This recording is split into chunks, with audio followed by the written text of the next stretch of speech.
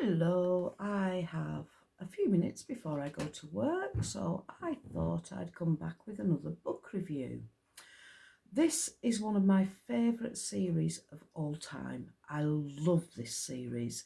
So I'll read you what I've written about it in my review and then we'll have a little chat about it. So it's Stoneheart by Peter J. Merrigan, and it's the first in a trilogy of books. So I've said, I love this book. If I had to describe this novel in one word, it would be intelligent. Set in Celtic Ireland in the late Iron Age, the language is rich and expressive, and Peter J. Merrigan takes you into his world until you feel you belong there. You're drawn into a time where everything is governed by the gods. The story takes you through the training of young warriors and druids. With the ongoing conflict over land and with people's lives steeped in superstitious beliefs, we come to care that the outcome falls well with our tribe. Aid is born into a simple rural tribe. His life is sweet as he grows to double figures playing with his sisters in the fields.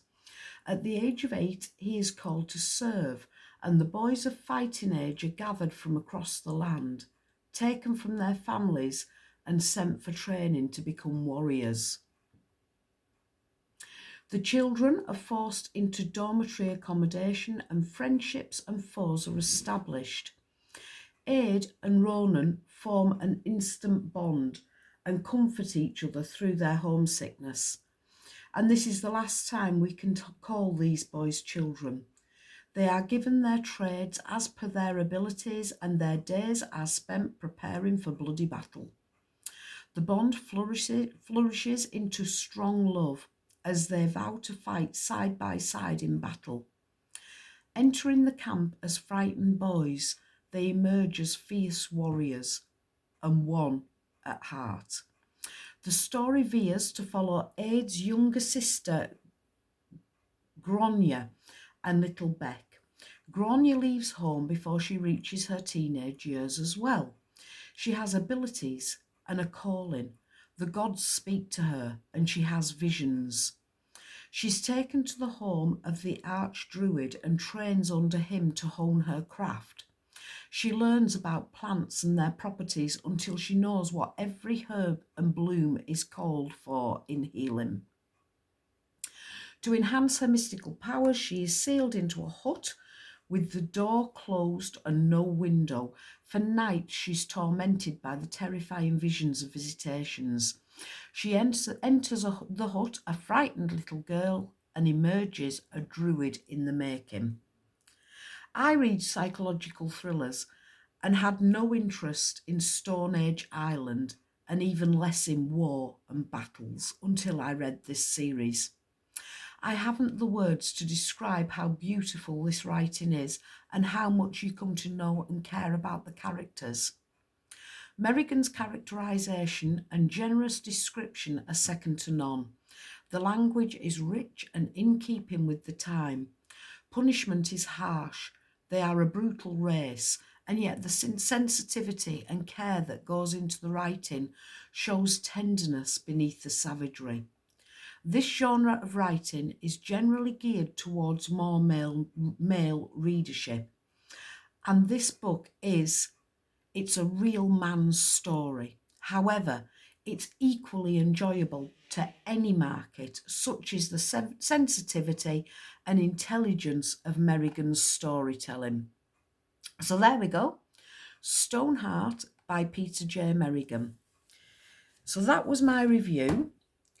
And just back to say a few more words about it.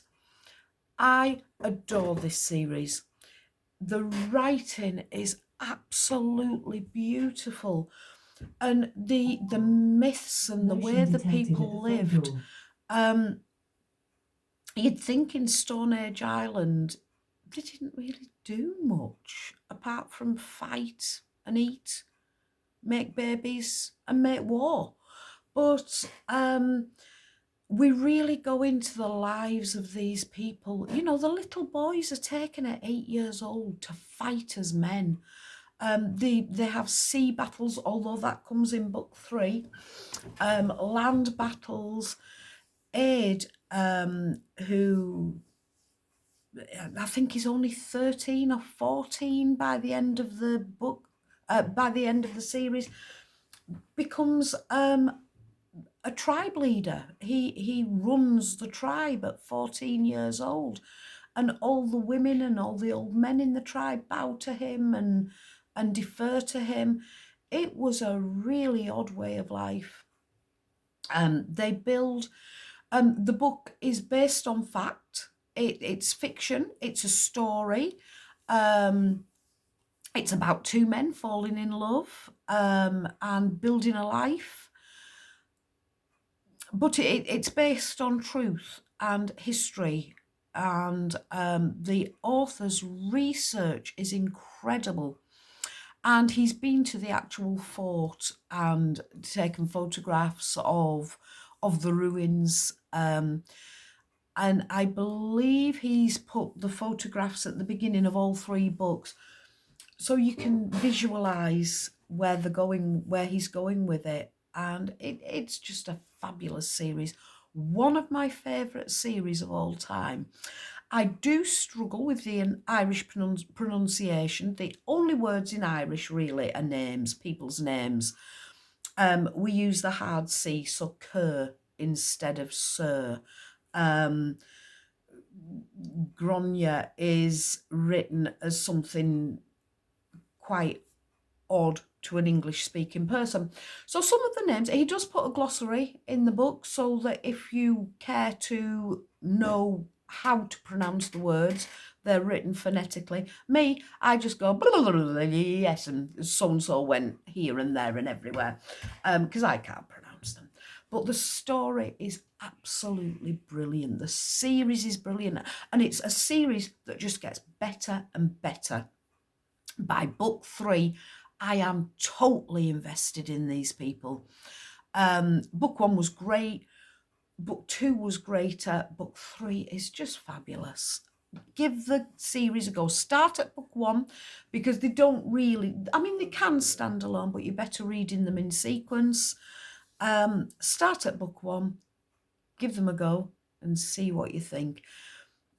They're not my genre of reading at all. So for this to be one of my favourite series ever, you know, it says how good the writing is. Give it a go. See you later. Nice chat.